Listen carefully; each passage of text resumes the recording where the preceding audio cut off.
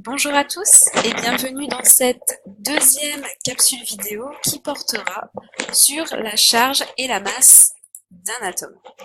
Dans une première partie, nous parlerons de la charge des particules qui sont présentes dans l'atome et dans une deuxième partie, nous parlerons cette fois-ci des masses, des différentes masses des particules présentes dans l'atome.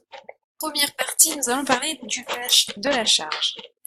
Vous savez, depuis la première capsule vidéo, que dans un atome, il y a différentes particules. Il y a des neutrons qui ont ici été modélisés par des boules vertes, il y a des protons qui ont été modélisés ici par des boules oranges, et des électrons qui sont toujours en gravitation autour du noyau. Chaque particule présente dans l'atome, donc les protons, les neutrons et les électrons, ont chacune une charge électrique qui est exprimée en une nouvelle unité, et cette unité, ce sont des coulombs. Des coulombs, un C majuscule. Petite notion supplémentaire à savoir, c'est que chaque particule, donc par exemple le proton, a une charge électrique, et cette charge électrique pour un proton, c'est la charge élémentaire, et c'est noté plus E. Donc on va voir dans le tableau juste après. Donc c'est la charge pour les différentes particules présentes dans l'atome. Donc nous avons les protons, neutrons et électrons, et leurs charges associées. Donc ici pour le proton, un proton a une charge électrique égale à E, donc la charge élémentaire. La valeur n'est surtout pas à connaître, je vous la redonnerai à chaque fois dans les interros ou exercices. Donc la valeur de la charge élémentaire est égale à 1,60 fois 10 puissance moins 19 coulombs. Pour les neutrons, donc c'est une particule qui est toujours présente dans le noyau. Comme l'indique son nom, elle est neutre. Donc si elle est neutre, ça veut dire qu'elle n'est pas chargée. Et on peut le vérifier, ici dans le tableau, nous avons une charge égale à 0 coulomb. Pour les électrons, donc ce sont les particules qui sont autour du noyau, qui sont en gravitation autour du noyau, les électrons ont une charge égale à moins E. C'est une charge négative, ce qui est logique. La valeur est donc égale à moins 1,60 fois 10 puissance moins 19 coulombs.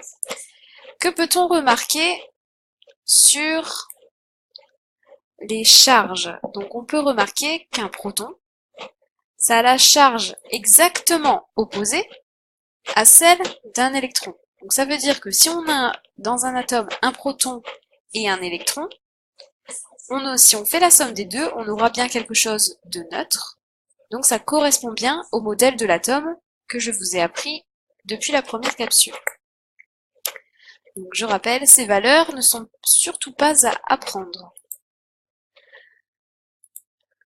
Deuxième partie, donc un petit point méthode, je vais ici vous expliquer comment est-ce qu'on peut déterminer la charge du noyau. Dans le noyau, les particules qui sont chargées, ce sont les protons. Donc je vous rappelle que dans le noyau, il y a des protons et des neutrons. La seule particule qui est chargée, ce sont des protons. Comme on veut déterminer la charge, on ne va s'occuper que des protons. Les protons, d'après le tableau précédent, ont une charge élémentaire égale à petit e. Comment peut-on donc calculer la charge présente dans le noyau d'un atome? Donc cette charge, on la note à chaque fois. Dans les exercices, vous verrez un Q majuscule. Et donc elle est égale au nombre de protons multiplié. Donc le point, je rappelle que ça représente une multiplication. Donc le nombre de protons multiplié par petit e. Ça reste logique, si dans un atome on a 3 protons, on aura donc une charge électrique égale à 3 fois la charge élémentaire petit e. Le nombre de protons, je rappelle que c'est représenté par la lettre grand Z. Donc la formule mathématique Q est égale à grand Z multiplié par petit e. Donc ça c'est pour la charge présente dans le noyau.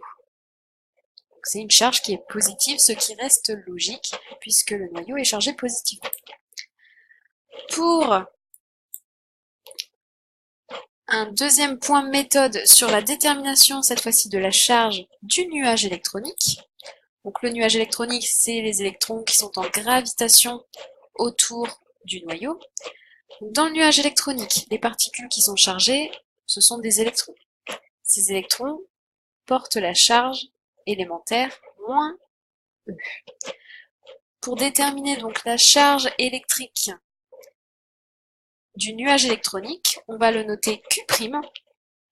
Donc c'est égal au nombre d'électrons multiplié par la charge élémentaire d'un électron, à savoir moins E. Vous savez que dans un atome, il y a autant d'électrons que de protons. C'est pour ça qu'ici, le nombre d'électrons a été remplacé par la lettre grand Z. Donc la formule mathématique à retenir, c'est Q', j'ai oublié le prime, Q' est égal à grand Z multiplié par moins E. Un résultat négatif, ce qui est logique puisque le nuage électronique est toujours négatif. Pour déterminer ensuite la charge totale de l'atome, la charge de l'atome en entier, il faudra ajouter la charge du noyau, donc du noyau central, et la charge du nuage électronique. La charge du noyau, on l'avait noté grand Q, et la charge du nuage électronique Q'. Donc si on fait la somme des deux, normalement, on est censé obtenir quelque chose égal à 0, puisque l'atome est neutre. Donc ça, on le vérifiera dans des exercices pendant la séance de cours. Un petit exemple, nous avons un atome d'or qui a pour représentation symbolique 279 AU. Le noyau, pour calculer la charge du noyau, donc c'est grand Q, c'est égal à Z fois E. Dans le noyau, le nombre de protons, ce sont les charges qui sont positives, multipliées par la charge élémentaire. Combien y a-t-il de protons? AZX, le nombre de protons est représenté par le 79, donc 79 fois 1,70 puissance moins 19, et on obtient cette valeur-là pour la charge du noyau. Pour la charge cette fois-ci du nuage électronique, on la note Q', elle est égale cette fois-ci au nombre d'électrons, donc Z, puisque c'est le même nombre de protons que d'électrons, multiplié par la charge d'un électron. Un électron a une charge égale à moins E, donc on fait le calcul 79 fois moins 1,60 fois 10 puissance moins 19. Et on obtient le résultat opposé à celui du noyau.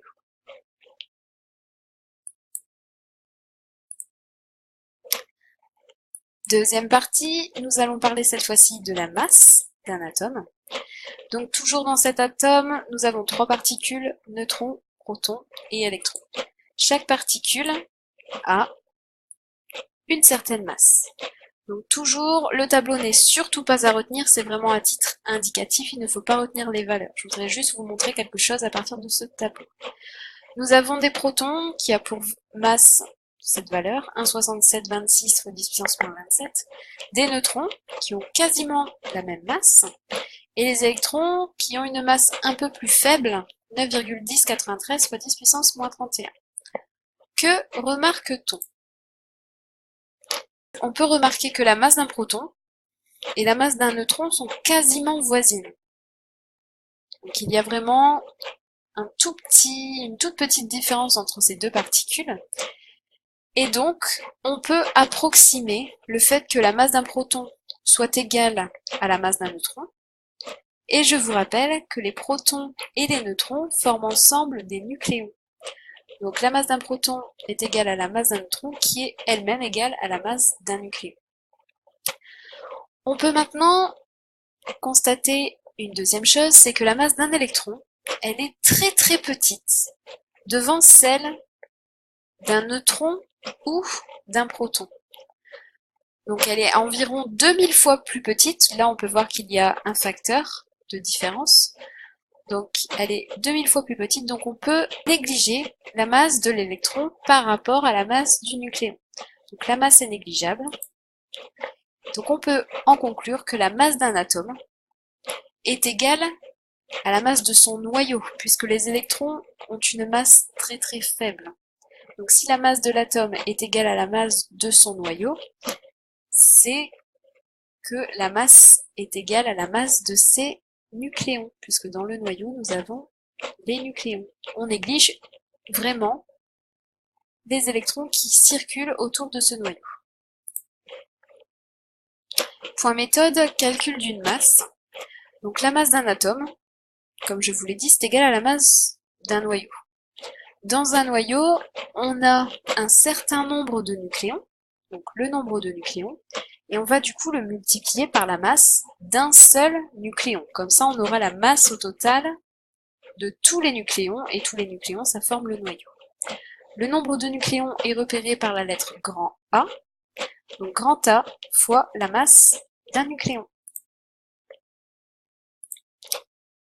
Petit exemple, nous avons un atome de carbone, qui a pour représentation symbolique 12, 6, C. Calculez la masse de l'atome de carbone. En données, on vous informe que la masse d'un nucléon, c'est égal à 1,67 fois 10 puissance moins 27 kg. On applique la petite propriété que je vous ai montrée tout à l'heure. La masse d'un atome est égale à la masse de son noyau. Dans un noyau, nous avons un certain nombre de nucléons, grand A, fois la masse d'un nucléon, et on obtient pour résultat une masse égale à 2,0 fois 10 puissance moins 26 kg. Nous venons de terminer cette deuxième capsule sur la charge et la masse d'un atome. J'espère que vous avez eu le temps de prendre des notes sur donc, les deux parties, la charge et la masse d'un atome. Je vous remercie de votre attention. Si vous avez des questions, n'hésitez pas à les déposer sur le Padlet.